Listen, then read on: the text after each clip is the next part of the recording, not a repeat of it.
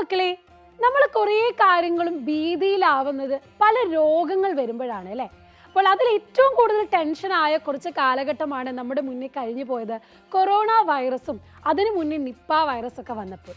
അപ്പോൾ നമ്മൾ എപ്പോഴും ആലോചിക്കും ഈ രോഗങ്ങൾ വരുന്നതും അല്ലെങ്കിൽ ഇതിനെ കാരണക്കാരാവുന്നത് ആരാണ് എന്ന്. എന്നാൽ ഇത് എങ്ങനെയാണെന്ന് പലപ്പോഴും നമ്മൾ ചിന്തിച്ച് നോക്കാറില്ല. അപ്പോൾ ഈ അടുത്ത് തന്നെ നിങ്ങൾ കണ്ടിട്ടുണ്ടാകും, മലപ്പുറത്ത് ഒരു വിദ്യാർത്ഥി മരണത്തിന് കാരണമായത് വീണ്ടും നിപ്പ സ്ഥിരീകരിച്ചതിലൂടെയായിരുന്നു. അപ്പോഴും നമ്മളെ പ്രശ്നക്കാരൻ എന്ന് പറയുന്നത് വവ്വാലുകൾ തന്നെയാണ് അല്ലേ. അപ്പോൾ ഇതുപോലെ നിപ്പ വൈറസ് ആയിക്കോട്ടെ, മറ്റ് പല രോഗങ്ങൾ വരുത്തുന്ന SARS virus, Mars virus, Ebola virus, ഇതുപോലെ കുറേ വൈറസുകളെയും വഹിക്കുന്നതും രോഗങ്ങളെ എത്തിച്ചു കൊടുക്കുന്നതിന് പ്രധാന വില്ലനായിട്ട് നമ്മൾ കാണിക്കുന്നത് ഈ വവ്വാലുകൾ തന്നെയാണ്, അല്ലെങ്കിൽ ബാറ്റ്സ് എന്ന് നമ്മൾ പറയുന്നവരാണ്. എന്നാൽ ഈ ബാറ്റ്സിനെ പറ്റി നമുക്ക് കുറേ കാര്യങ്ങൾ പഠിക്കാനുണ്ട്. അതാണ് നമ്മൾ ചിന്തിച്ച് നോക്കേണ്ടതായിട്ടുള്ള കാര്യം. കാരണം ഇത്രയും കുഞ്ഞനായിട്ടുള്ള ആള്, അല്ലെങ്കിൽ ഇത്രയും രാത്രിയിൽ മാത്രം ആക്റ്റീവ് ആയിട്ടുള്ള ഈ ആൾ ഇത്രയും രോഗങ്ങളെ പരത്തുന്നു എന്ന് പറഞ്ഞാൽ നമ്മൾ കുറച്ച് കാര്യങ്ങളൊന്ന് ആലോചിച്ച് നോക്കണമല്ലോ. അപ്പോൾ നമുക്കറിയാം ഈ ബാറ്റ്സ് എന്ന് പറഞ്ഞാൽ മാമൽസ് ആണ്, അല്ലെങ്കിൽ എന്താണ്, സസ്തനികളാണ്. പൊതുവെ പറക്കുന്നത് കൊണ്ട് ഇത് പക്ഷിയുടെ വിഭാഗത്തിൽ നമ്മൾ പറയുമെങ്കിലും എന്നാലല്ല, ഇവർ പറക്കുന്ന സസ്തനികളാണ്. അതായത് ഇവർ എന്ത് ചെയ്യുന്നു, പ്രസവിച്ച് പാലൂട്ടി വളർത്തുന്നു. അതാണ് മാമൽസ് അല്ലെങ്കിൽ സസ്തനികൾ എന്ന് നമ്മൾ പറയുന്നത്. അപ്പോൾ ഈ വവ്വാലുകൾ ഈ മാമൽസിൽ തന്നെ നമുക്കറിയാം നല്ല രീതിയിൽ പറക്കുന്ന ആൾക്കാരാണ്. അതുമാത്രമല്ല, ഈ നമ്മൾ വില്ലനായിട്ട് പറയുന്ന ഇത്രയും വൈറസുകളെ ക്യാരി ചെയ്ത് കൊണ്ടുപോകുന്നതാണ്. അപ്പോൾ ഇവരുടെ ബോഡീൻ്റെ ഫീച്ചേഴ്സ് തന്നെയാണ് ഇത്തരത്തിൽ ഇതിനെ ക്യാരി ചെയ്ത് കൊണ്ടുപോകാനുള്ള കഴിവ്. അപ്പോൾ ഒന്നാമത്തെ കാര്യം നമ്മൾ ആലോചിക്കണം, ഇത്രയും വൈറസുകളെ ക്യാരി ചെയ്ത് കൊണ്ടുപോയിട്ടും ഈ വവ്വാലുകൾക്ക് ഇത് ബാധിക്കുന്നില്ലേ എന്ന്. അവിടെയാണ് ഇതിൻ്റെ സയൻസ് അല്ലെങ്കിൽ ബാക്ക് ഹിസ്റ്ററി വരുന്നത്. നമുക്കറിയാം, നമുക്കൊരു രോഗം വന്നു, ഒരു ബാക്ടീരിയൽ വൈറസ് അല്ലെങ്കിൽ വൈറസ് ആയിക്കോട്ടെ, നമ്മുടെ ശരീരത്തിൻ്റെ ഉള്ളിലോട്ട് കയറുമ്പോൾ നമ്മുടെ ശരീരം അതിനെ പ്രതിരോധിക്കാൻ നോക്കും. ഒന്നുകിൽ നമുക്ക് പനി വരും, അതല്ലെങ്കിൽ ഇൻഫ്ലമേറ്ററി റെസ്പോൺസ്, വിങ്ങൽ പ്രതികരണം വരും. നമ്മളിത് 10ാം ക്ലാസ്സിലും 9ാം ക്ലാസ്സിലൊക്കെ ആയിട്ട് കുറേ കുട്ടികൾ പഠിക്കുന്നുമുണ്ട്. അപ്പോൾ ഇവിടെ എന്താ സംഭവിക്കുന്നത്, ഒരു രോഗാണു നമ്മുടെ ശരീരത്തിലേക്ക് വന്നാൽ നമ്മുടെ WBC ഒക്കെ ആക്റ്റീവായി അതിനെ നശിപ്പിച്ച് കളയാൻ പോവുകയാണ്. അതിനാണ് വിങ്ങൽ പ്രതികരണം എന്ന് നമ്മൾ പറയുന്നത്. എന്നാൽ നമ്മുടെ ബോഡിയിൽ, അതായത് പൊതുവേ മാമൽസിൽ ഈ വിങ്ങൽ പ്രതികരണം നല്ല രീതിയിൽ അഫക്റ്റ് ആകും, അല്ലെങ്കിൽ നല്ല രീതിയിൽ ഇത് റിയാക്ട് ചെയ്ത് തുടങ്ങും. അപ്പോൾ നിപ്പ രോഗമൊക്കെ ബാധിക്കുന്ന സമയത്തും കൊറോണ വൈറസ് ഒക്കെ ബാധിക്കുന്ന സമയത്ത് ലങ്സിലൊക്കെ ഈ ഒരു വൈറസ് ഇൻഫെക്ഷൻ ആകുമ്പോൾ ഈ വിങ്ങൽ പ്രതികരണം അതിര് വിട്ട് പോകുമ്പോഴാണ് ലങ്സും ബ്രെയിനും ഒക്കെ എന്ത് ചെയ്യുന്നത്, ഡാമേജ് ആവുന്നതും അത് മരണ കാരണമാവുന്നതും. എന്നാൽ ഇതേ വൈറസുകൾ വവ്വാലുകളിലേക്ക് ബാധിക്കുമ്പോൾ വവ്വാലുകൾക്ക് ഈ ഒരു വിങ്ങൽ പ്രതികരണം എന്ന് പറയുന്നത് ലിമിറ്റഡ് ആണ്. കാരണം നമുക്കറിയാം, ഇവരെപ്പോഴും പറക്കുന്ന ആൾക്കാരാണ്. നമ്മളെപ്പോലെയല്ല, ഹൈലി മെറ്റബോളിക് റേറ്റ്, അതായത് നമ്മളെക്കാളും 15 മടങ്ങ് മെറ്റബോളിക് റേറ്റ്, അതായത് എനർജി പ്രൊഡ്യൂസ് ചെയ്യുന്ന റേറ്റ് കൂടുതലാണ്. കാരണം ഇവരത് ഉണ്ടാക്കുന്ന എനർജി എന്ത് ചെയ്യുന്നു, എപ്പോഴും പറക്കുന്നത് കൊണ്ട് അത്രയും അവർ യൂട്ടിലൈസ് ചെയ്യുന്നുണ്ട്. അതുകൊണ്ട് തന്നെ ഇവരുടെ പ്രത്യേകതയാണ് ഈ ഇൻഫ്ലമേറ്ററി റെസ്പോൺസ് വരുന്നുണ്ടെങ്കിലും അത് വളരെ കുറവാണ്. വൈറസ് ബാധിച്ച് ഇവരുടെ സെല്ല് ഇതിനെ പ്രതിരോധിക്കാൻ വേണ്ടി ഇൻഫ്ലമേറ്ററി റെസ്പോൺസ് നടത്തുന്നുണ്ടെങ്കിലും അതൊരു അതിര് വിട്ട് പോകുന്നില്ല. അതുകൊണ്ട് തന്നെ വൈറസ് ഇൻഫെക്ഷൻ ഇവരെ കാര്യമായി ബാധിക്കുന്നില്ല. രണ്ടാമത്തെ കാര്യം, ഇവരുടെ കോശങ്ങൾ വൈറസ് ബാധയൊന്നും ഇല്ലാതെ തന്നെ എന്ത് ചെയ്യുന്നുണ്ട്, നശിക്കപ്പെട്ടു പോകുന്നുണ്ട്. അതായത് നോർമലി ഇവരുടെ സെല്ല് എന്ത് ചെയ്യുന്നു, ഡാമേജ് ആവുന്നുണ്ട്. അതുകൊണ്ട് തന്നെ വൈറൽ ഇൻഫെക്ഷൻ അത്രയും പെട്ടെന്ന് ഒരു ത്വരിതഗതിയിൽ എന്ത് ചെയ്യുന്നില്ല, സ്പ്രെഡ് ആവുന്നുമില്ല. ഈ റീസൺസ് കൊണ്ടാണ് വൈറസ്, അല്ലെങ്കിൽ ഈ നമ്മൾ പറഞ്ഞ ഇത്രയും വൈറസുകളും വാഹകരായിട്ട് ഈ ബാറ്റ്സ് അല്ലെങ്കിൽ വവ്വാലുകൾ കൊണ്ടുപോകുന്നുണ്ടെങ്കിലും ഇവരെ ആ രോഗങ്ങളൊന്നും ബാധിക്കാത്തത്.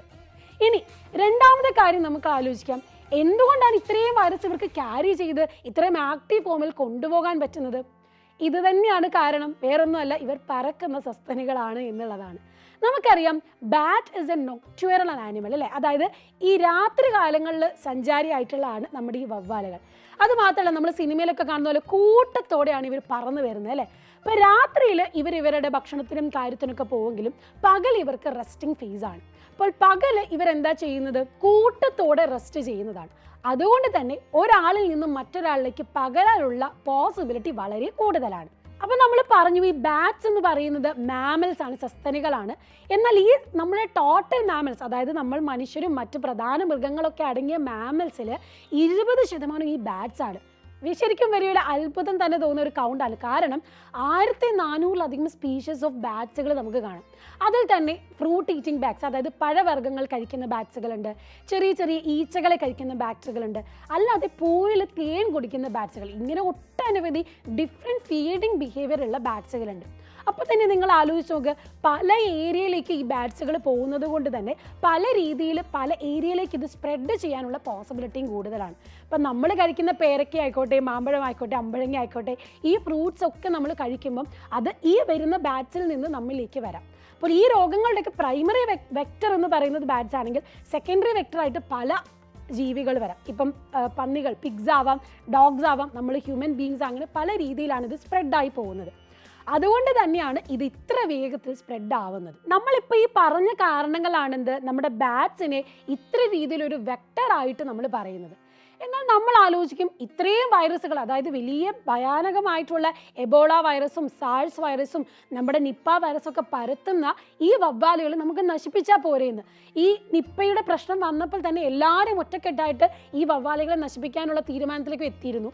പക്ഷേ നമുക്ക് ആലോചിക്കേണ്ട ഒരു കാര്യം, നമ്മളിപ്പോൾ പറഞ്ഞതുപോലെ 1400-ലധികം സ്പീഷീസ് ഓഫ് ബാറ്റ്സുകളുണ്ട്. അതിലെല്ലാം വാഹകരാണെന്ന് നമുക്ക് പറയാൻ പറ്റത്തില്ല. രണ്ടാമത്തെ കാര്യം എന്ന് പറയുന്നത്, നമ്മുടെ ബയോഡൈവേഴ്സിറ്റി അല്ലെങ്കിൽ നമ്മുടെ ഇക്കോളജി എടുക്കുമ്പം വളരെ ഇമ്പോർട്ടൻസ് ഉള്ള ഒരു ആൾക്കാരാണ് ഈ ബാറ്റ്സ് എന്ന് പറയുന്നത്. നമ്മൾ നേരത്തെ പറഞ്ഞ പോലെ ഈ പോളിനേഷൻ ഹെൽപ്പ് ചെയ്യുന്നു, സീഡ് ഡിസ്പേഴ്സലിന് ഹെൽപ്പ് ചെയ്യുന്ന ഒരു പ്രധാന ആൾക്കാരാണിത് ഈ ബാറ്റ്സ് എന്ന് പറയുന്നത്. അതുമാത്രമല്ല, നമുക്കിപ്പോൾ ബയോളജിക്കൽ കൺട്രോളായിട്ട്, അതായത് പല കൃഷി മേഖലയിലും ആ കൃഷിയെ ബാധിക്കുന്ന പല പെസ്റ്റുകൾ, അതായത് പല കീടങ്ങളുണ്ടെങ്കിൽ അവയെ നശിപ്പിക്കാനും ഈ ബാറ്റ്സ് ഉണ്ട്. അപ്പോൾ അങ്ങനത്തെ കുറേ രീതിയിലുള്ള അല്ലെങ്കിൽ പല ഓർഗാനിസം നമുക്ക് തന്നെ പല ഗുണങ്ങൾ തരുന്ന ഒരു ജീവിയുമാണിത് ബാറ്റ്സ്. അപ്പോൾ ഇവരെ ഒന്നടങ്കം നശിപ്പിക്കുക എന്നുള്ളത് ഇമ്പോസിബിൾ ആണ്. പക്ഷേ ഇതിനെ നമുക്കൊന്ന് മറിച്ച് ചിന്തിച്ച് നോക്കാം. മെഡിക്കലി അല്ലെങ്കിൽ സയൻസിൻ്റെ ഫാക്റ്റ് അനുസരിച്ച് നോക്കുമ്പം ഇവരിൽ നിന്ന് നമുക്ക് പുതിയ പല കാര്യങ്ങളും പഠിക്കേണ്ടതായിട്ടില്ലേ? ഒന്നാമത്തെ കാര്യം, ഇവരുടെ ബോഡിയിൽ വൈറസ് എന്ത് ചെയ്യുന്നില്ല, ഇൻഫെക്റ്റഡ് ആവുന്നില്ല. ആ റീസണെ പറ്റി നല്ല രീതിയിൽ സ്റ്റഡി നടത്തിയാൽ നമുക്കും അത് ഉപയോഗപ്പെടും. നമ്മുടെ ബോഡിയിലും ഈ വൈറസിന് ഇൻഫെക്ഷൻ ആവാത്ത രീതിയിൽ എങ്ങനെ കൊണ്ടുവരാം എന്നുള്ളത് നമുക്ക് കണ്ടെത്താൻ പറ്റും. രണ്ടാമത്തെ കാര്യം, നമ്മൾ പറഞ്ഞു ഇത്രയുമേറെ മെറ്റബോളിക് റേറ്റ് കൂടുതലായതുകൊണ്ട് തന്നെ പല രീതിയിലുള്ള അഡാപ്റ്റേഷൻ ഇവർക്കുണ്ട്. അങ്ങനെ ഏതൊരു അഡാപ്റ്റേഷനാണ് നമ്മുടെ മറ്റ് ജീവികളിലേക്ക് ഇത് ബാധിക്കാതെ കൊണ്ടുവരാൻ പറ്റുക എന്നുള്ള കുറേ കാര്യങ്ങൾ നമുക്ക് പഠിച്ച് കൊണ്ടുവരാം. മെഡിസിൻസും വാക്സിൻസും ഒക്കെ നമുക്ക് എന്ത് ചെയ്യാം, ഡെവലപ്പ് ചെയ്യാനുള്ള ഒരു ബേസിക് സ്റ്റഡി ആയിട്ട് തന്നെ ഈ ബാറ്റ്സുകളെ പറ്റി നോക്കിയാൽ നമുക്കറിയാം.